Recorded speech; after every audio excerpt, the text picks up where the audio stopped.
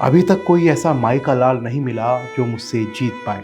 वो दिन कभी नहीं आएगा जब मुझे हार का स्वाद चखना पड़ेगा। डर नाम का कोई वर्ड उस डिक्शनरी में है ही नहीं जो आपने मुझे दी है। ये शब्द कैप्टन अनुज नैयर के हैं। ये खत उन्होंने शहीद होने से पहले अपने पिता को लिखा था। 26 जुलाई को कारगिल विजय के 25 साल पूरे हो रहे हैं। हम याद कर रहे हैं इस जीत के योद्धाओं को। नमस्कार, मेरा नाम है शुभम गुप्ता और आप देखना शुरू कर चुके हैं जनहित टाइम्स। आज की जो कहानी है जो हम आपको सुनाने जा रहे हैं वो कहानी समर्पित है द्रास के टाइगर कैप्टन अनुज नैयर को। तो चलिए बिना देरी किए शुरू करते हैं। जाट रेजिमेंट भारतीय सेना की लंबे समय से सेवा करने वाली रेजिमेंटों में से एक है। 6 जुलाई 1999 को 17वीं जाट रेजिमेंट की टीम ने अपना नारा लगाया, जाट बलवान जय भगवान। कारगिल की पॉइंट 4875 चोटी पर दुश्मन का कब्जा था। अपनी ज़मीन को वापस लाने की जिम्मेदारी इसी टीम पर थी। टीम की कमान 24 साल के कैप्टन अनुज नैयर के पास थी। वो कुछ दिन पहले ही लेफ्टिनेंट से प्रमोट होकर कैप्टन बने थे। ऊंचाई पर बैठा दुश्मन हमारे जवानों पर सीधा अटैक कर रहा था। दुश्मन ऐसी पोजीशन पर था कि आसानी से भारतीय जवानों को मार सकता था। इस कारण फैसला किया गया कि रात के अंधेरे में दुश्मन से लोहा लिया जाएगा। दिन ढलते ही कैप्टन अनुज की टीम ने चढ़ाई शुरू कर दी। जबरदस्त सर्दी के बीच भूखे प्यासे जवान आगे बढ़ रहे थे। सब कुछ ठीक चल रहा था, लेकिन शातिर दुश्मन की नज़र उनकी टीम पर पड़ गई। अचानक फायरिंग होने लगी। कैप्टन अनुज की टीम ने भी जवाबी फायरिंग शुरू कर दी। दुश्मन पूरी तैयारी से मोर्चा जमाए बैठा था। ना सिर्फ उसके पास ज़्यादा मैन पावर थी, बल्कि गोला बारूद भी उसके पास भरपूर मात्रा में था। छिपने की जगह नहीं थी, इसलिए अनुज के बाद एक अनुज की टीम के साथी शहीद होते गए। कैप्टन अनुज भी जख्मी हो गए, लेकिन पीछे नहीं हटे।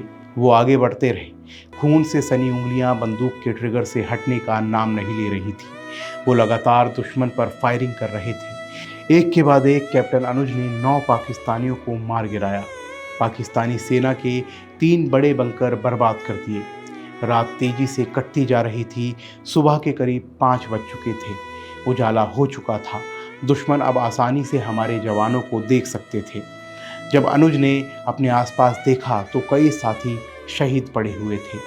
अनुज ने जैसे कसम खा रखी थी कि आज ही मैं पॉइंट 4875 चोटी पर तिरंगा लहरा कर रहूँगा। 24 साल का गर्म खून उबाल मार रहा था। अनुज ने तय किया कि आगे बढ़ना चाहिए।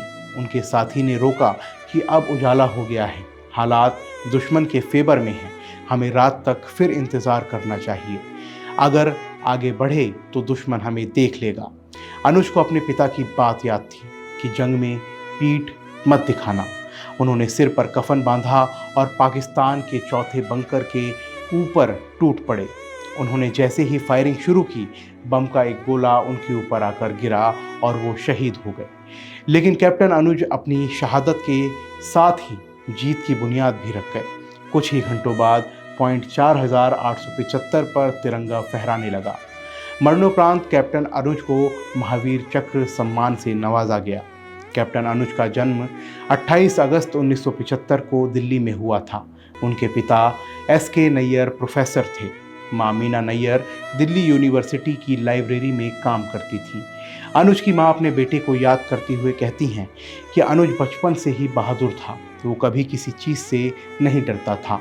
स्कूल में भी वो एक्टिविटी में लीड करता था।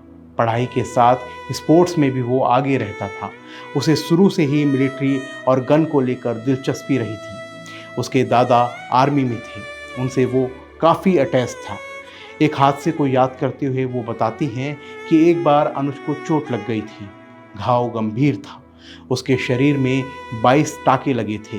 तब अनुज ने एनेस्थीसिया का इंजेक्शन लिए बिना ही ऑपरेशन करा लिया था। उसकी बहादुरी देखकर डॉक्टर भी अचंभित रह गए थे। 12वीं के बाद पहले ही अटेम्प्ट में अनुज का NDA में सिलेक्शन हो गया था। तब होटल मैनेजमेंट और national institute of fashion technology यानी कि NIFT में भी उनकी अच्छी रैंक आई थी। लेकिन उन्होंने आर्मी ज्वाइन की। साल 1993 में उनकी ट्रेनिंग शुरू हुई। 1997 में वो कमीशन हुए। 2 साल बाद यानी 1999 में कारगिल की जंग छिड़ गई और अनुज को जंग के लिए बुलावा आ गया। मीना नैयर बताती हैं कि हमें उनके जंग में शामिल होने की जानकारी नहीं थी। वो जब भी फ़ोन करता था या चिट्ठी लिखता था तो यही कहता था कि वो सेफ जोन में है, वहाँ कोई जंग नहीं हो रही है। हमें उसके एक दोस्त के ज़रिए पता चला था कि वो भी कारगिल की जंग में लड़ रहा है। अनुज अपनी माँ से जंग की बातें शेयर नहीं करते थे। हाँ, अपने पिता से वो ज़रूर जंग की बातें शेयर करते थे।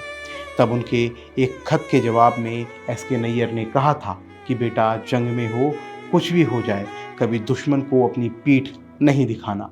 उस वाक्य को याद करते हुए अनुज की माँ कहती हैं कि पिता का ही वचन याद रहा होगा, जो वो अपने साथी के कहने के बाद भी पीछे नहीं हटा और शहीद हो गया। एक माँ के नाते कई बार मुझे लगता भी है कि अनुज तब आगे नहीं बढ़ा होता तो बच जाता।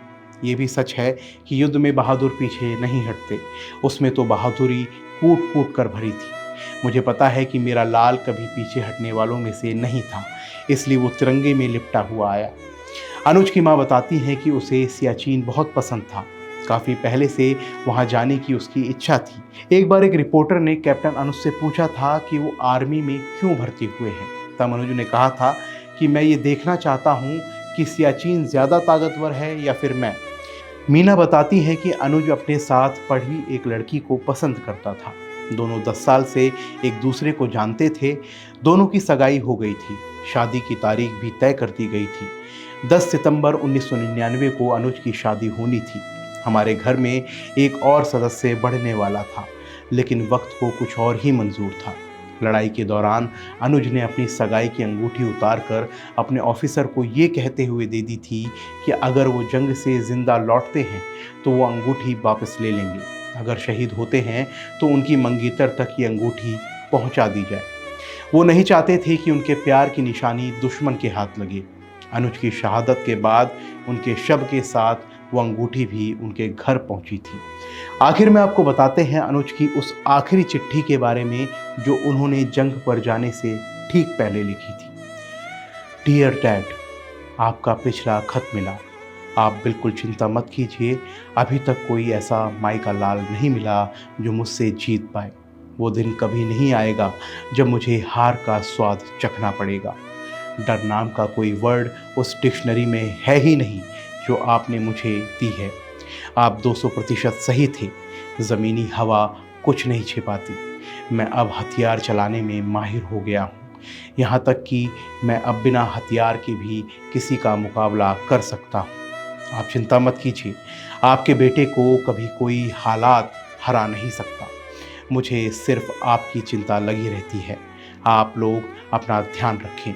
आपकी अगली एनिवर्सरी हम साथ मनाएंगे। तो कारगिल विजय स्पेशल में आज के लिए बस इतना ही। आपको कहानी कैसी लगी हमें कमेंट बॉक्स में ज़रूर बताएं। साथ ही हमारे चैनल को सब्सक्राइब करें। जय हिंद।